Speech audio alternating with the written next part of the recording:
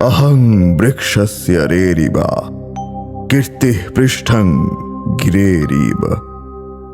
অর্থাৎ আমি এ জগৎ সংসারের প্রবর্তক, পর্বত শৃঙ্গের মতো সমুন্নত আমার কীর্তি। ঈশ্বরই এ জগৎ সংসারের প্রবর্তক। তিনি পৃথিবী কিভাবে চলবে তার একটি নির্দেশিকা দিয়েছেন, আর সেই নির্দেশিকাই হল বেদ। বিদ ধাতু থেকে উৎপন্ন বেদ শব্দটির উৎপত্তিগত অর্থ হল জ্ঞান, কিন্তু এ জ্ঞান কোনো সাধারণ জ্ঞান নয়। চক্ষু কর্ণ দিয়ে যাকে অনুভব করা যায় না, অথবা যা কোনো মানুষের সৃষ্ট নয়, সেই ধরনের একটি জ্ঞান। ঝর্ণা ধারার মতো স্নিগ্ধ এই জ্ঞান জীব কল্যাণে নেমে এসেছে বিশ্ব ব্রহ্মাণ্ডে। হিন্দু ধর্ম সনাতন। এই ধর্ম যে কোন আদিযুগ থেকে এখনো পর্যন্ত এক শ্রেষ্ঠ ধর্মের আদর্শ হিসেবে গৃহীত হয়েছে তা বলা খুবই কঠিন। হয়তো সৃষ্টির শুরু থেকেই এই ধর্মেরও জন্ম ও বৃদ্ধি। হিন্দু ধর্মের মূল কথাগুলি যে বইগুলিতে আছে তাদের আমরা বলি হিন্দু শাস্ত্র। এই হিন্দু শাস্ত্রের শিরোভাগে আছে পৃথিবীর সর্বপ্রাচীন গ্রন্থ বেদ, এবং সব শাস্ত্র এই বেদ থেকেই জন্ম নিয়েছে। অনেকে বেদের একটি সীমাবদ্ধ বা সংকীর্ণ অর্থ করেন। প্রকৃতপক্ষে বেদ একটি গ্রন্থ বিশেষের নাম নয়। বেদ বলতে বোঝায় সম্পূর্ণ একটি সাহিত্য। পণ্ডিতেরা যাঁরাই হিন্দু শাস্ত্রের জ্ঞান লাভ করেছেন তাঁরা জেনেছেন বেদের সমগ্রতা। এক সময় বেদের কোনো লিখিত রূপ ছিল না। বছরের পর বছর বেদের মন্ত্র এবং শ্লোকগুলি ঋষি মুনিদের দ্বারা শুধু শুনে শুনেই মনে রাখা হতো। তাই বেদের অপর নাম শ্রুতি।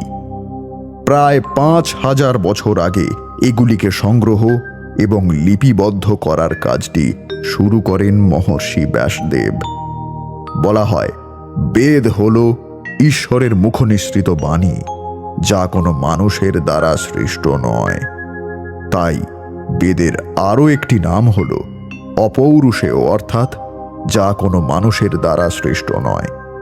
প্রায় 20,000-এরও বেশি শ্লোককে ব্যাসদেব 4 ভাগে ভাগ করেন: ঋক, সাম, যজু এবং অথর্ব।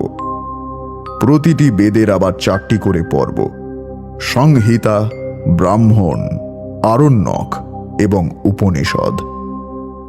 বেদকে অনেক স্থানে ত্রয়ী বিদ্যা বা ত্রয়ী বলা হয়। ঋগ্বেদ, সামবেদ, যজুর্বেদ এই 3 বেদ একত্রে ত্রয়ী নামে পরিচিত। অনেকের মতে অথর্ব বেদও এই ত্রয়ীরই অংশ। জৈমিনী ঋষি ঋক, সাম, যজু এই 3 প্রকার মন্ত্রের লক্ষণগুলো নির্দেশ করেছেন। বেদের যে মন্ত্রগুলোতে অর্থানুসারে ছন্দ ও পাদ ব্যবস্থা রয়েছে সেগুলো হলো ঋক। যেগুলো গীতিযুক্ত তা হচ্ছে সাম এবং ঋক, ও সাম ব্যতীত অন্যান্য মন্ত্রসমূহকে যজু সংজ্ঞা দেওয়া হয়েছে। অথর্ব বেদের মন্ত্রসমূহ ঋক ও যজু মন্ত্রের লক্ষণযুক্ত বলে একে ত্রয়ীর অন্তর্ভুক্ত করা হয়।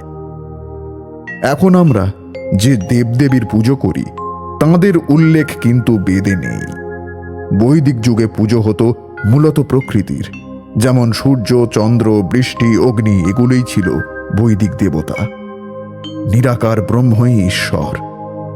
4টি বেদের মধ্যে হিন্দু মত অনুযায়ী সামবেদ উৎকৃষ্ট।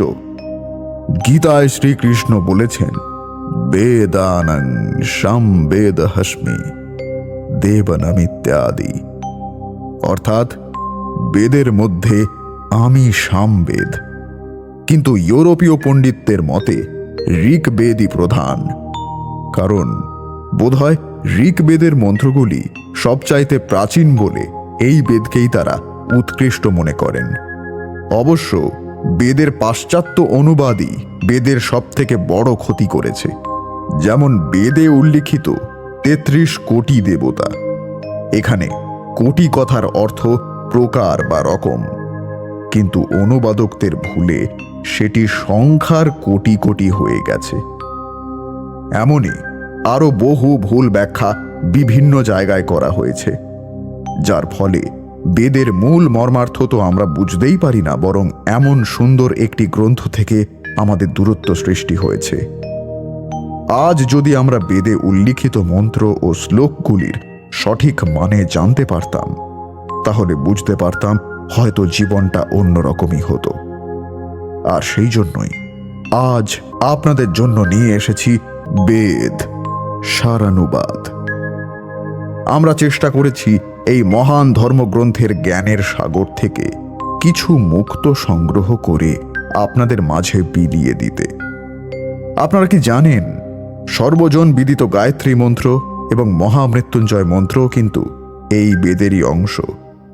পরবর্তী পর্বে আমরা আলোচনা করব এই মন্ত্রের অন্তর্নিহিত অর্থ সম্বন্ধে এবং এই মন্ত্রপাঠ কিভাবে আপনার জীবনে বদল আনতে পারে সে সম্পর্কেও সবিস্তারে আলোচনা করব আমরা।